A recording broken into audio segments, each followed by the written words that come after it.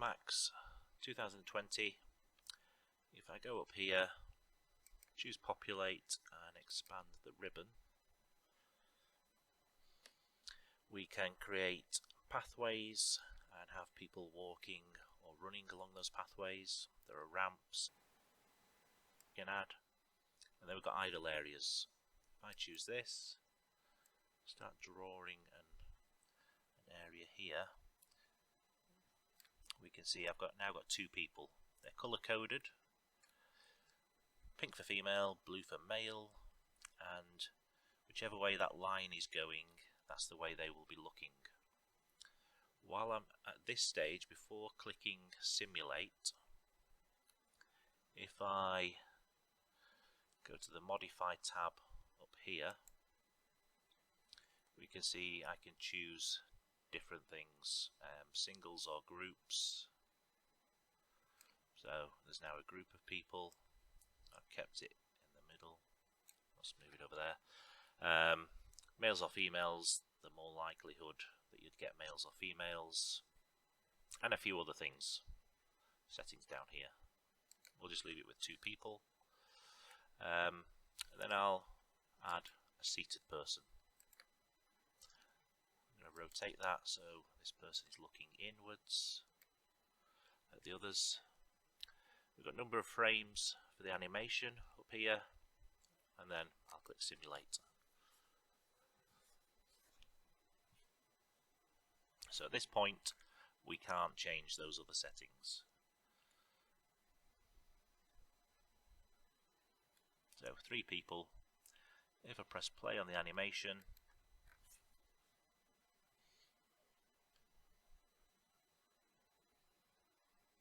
it shows their animation over 300 frames. There would be a jump at the 300 point, depending on the animation. Depends how drastic that jump is. The way to get around that, if it matters in your scene, is to mirror the animation. So if this person starts leant back, he leans forwards, and at the end he's leaning forwards, and it jumps to him leaning back.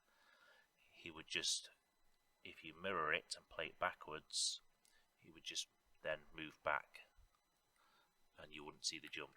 There's plenty of videos on YouTube that will show you how to do that kind of thing.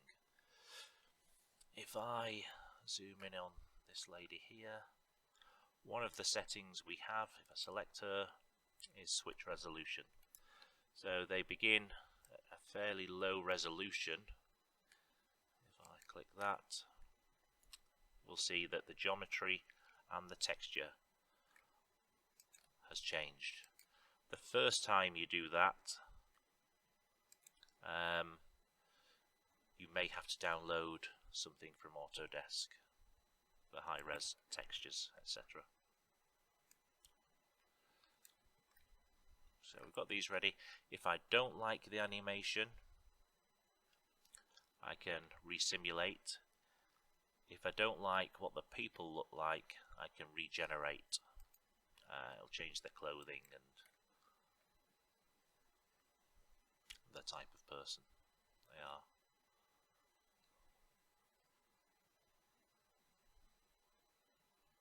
There we go. So once I'm happy, if I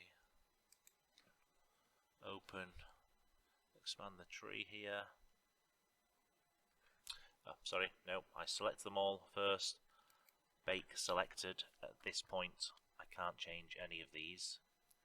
Then I expand the trees to COM1. So the first COM1, select all of those, right click, select child nodes. So everything below that is selected in the tree, and then hold down Control, click on each one, and now it's ready for exporting as a VR native file. Up to File, Export, to this folder, Populate Max Exporter, we'll put idle people.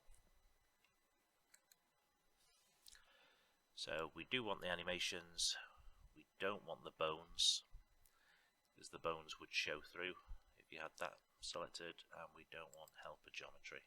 Click export, and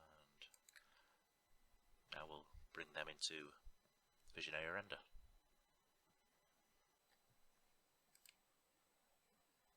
So just a quick note on the differences or things I've noticed when doing the walking people. So I've done my path there as a bend. If I go to the settings, I want some faster people. So of course I'm going to change the number of frames so that the animation lasts longer. The way I use this for Visionary Render is I'll usually hide the spawn point. So I want my people to come from behind a building or from within a building, and the same where they end up. It will then loop, and maybe they'll come out of there again. With the scenes I showed at the beginning, there was the subway where people were spawning in front of users, and that doesn't matter. That was just to demonstrate lots of people in a subway. Then there was some people that came from a building or came within shot and then went into a longer path into another building. You could have doors opening. I just have them go into the building to demonstrate that. I don't delete the people within 3ds Max. I delete them in Visionary Render. I've had issues deleting them in Max and then taking that file into Visionary Render in the past. It could just be I'm not deleting all the elements I need to in Max, but I just know how to do it in Visionary Render. There's usually a couple of nodes, a couple of different levels in VisRen that you have to delete, and it works fine. So I can see straight away all of these people within view would be deleted in VisRen, but there will be a few at the start and end here that we don't see just yet. So those are the things to think about. Yeah, of course, you've got to, if you know the file that this is going to go into, think of the pathway that it wants to go, distance that they're travelling, and how long you need the animation to last. If you want lots of people, before you simulate, yeah, just change the density, increase it.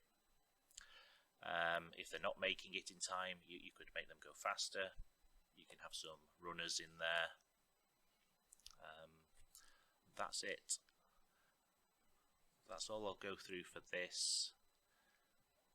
We export it the same as the standing people. I need to highlight them all, bake selected, then choose all the COM ones, select child nodes, then also click on every person in here.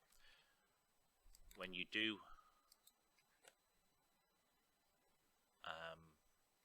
select them all, you can see that they appear at the beginning and end, so you can see them later on.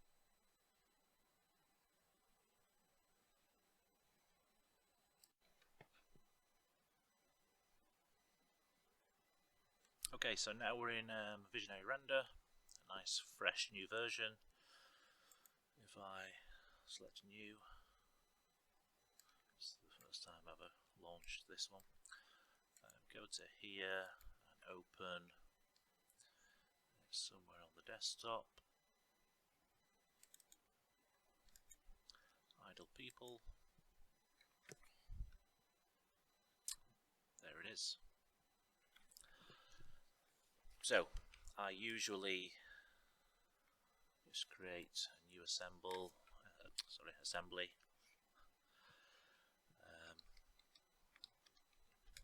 Rename that. Put everything under there. If you're going to place the seated person on a model of a seat that you have, of course, you can delete the seat itself. We'd have to move this. Do that. Delete the seat. You can delete this ground here. You'd have to do the same there. But if we go to browser and sequences, so each person has an individual sequence, but there will always be one called main sequence. I'm going to rename that to idle sequence. Press play.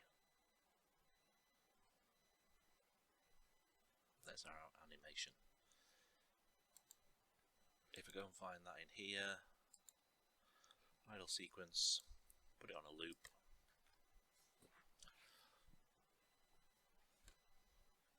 And there we go.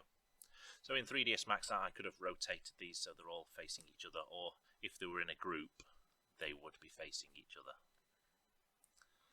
And you can see the jump here.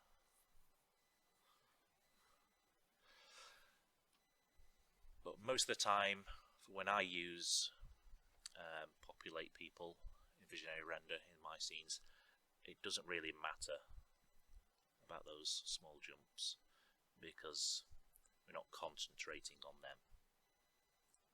As I said earlier, they're just a scene filler, really.